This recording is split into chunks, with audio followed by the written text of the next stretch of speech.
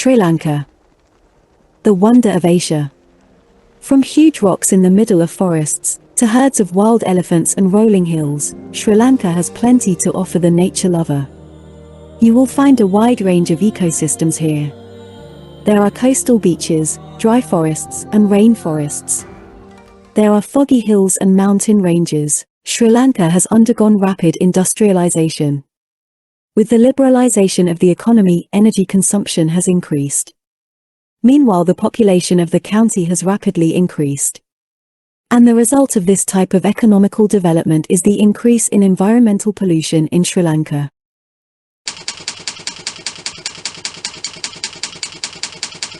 The major forms of pollution include air, water, and land. In present times, noise, light, and plastic pollution are also gathering huge attention from the environmentalists. Let's talk about air pollution. In accordance with the World Health Organization's guidelines, the air quality in Sri Lanka is considered moderately unsafe.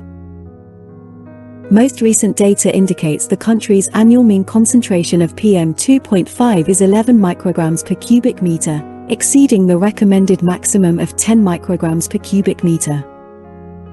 Air pollution is a serious environmental problem in Sri Lanka's major cities such as Colombo and Kandy.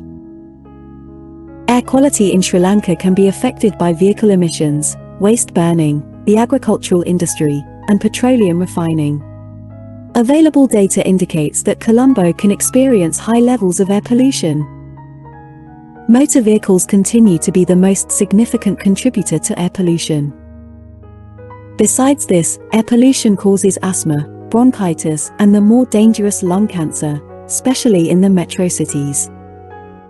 Greenhouse gases. The contribution of greenhouse gases towards global warming is well known.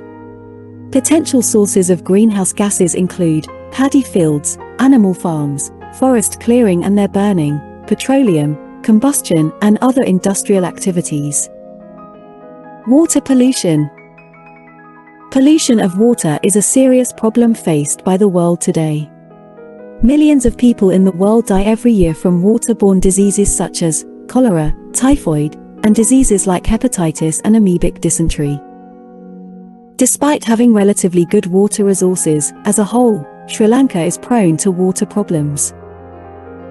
The main water resource problems in Sri Lanka are due to various human activities such as agriculture, fossil fuel combustion, urbanization, and industrial and commercial activities. In the agricultural sector, farm water is the main cause of water pollution. Due to the rainwater being allowed to drain into nearby water sources on farms, such as sedimentary lakes and rivers, water pollution is increasing day by day in Sri Lanka.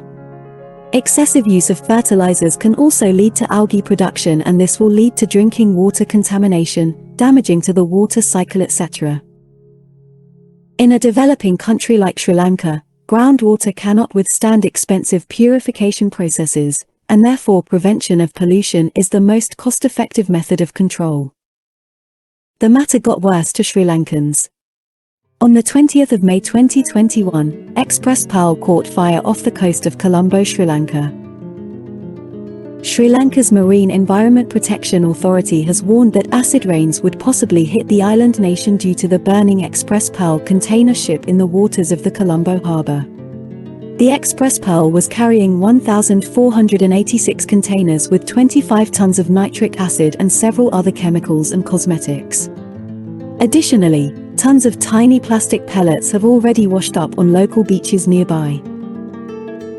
Many dead fish and turtles have been washing up on the shores of Negombo Beach with bloated bellies and the plastic pellets stuck in their gills and bodies, sparking further environmental concerns and also concerns about the livelihood of fishermen in the area. The ocean around Sri Lanka is a rich habitat for marine mammals such as whales and dolphins, so the impact of an oil spill will be disastrous. In order to control environment pollution, the government of Sri Lanka has adopted principles like polluter pays principle, to protect and improve the quality of our environment. Did you know, Sri Lanka is home to approximately 91 species of mammals?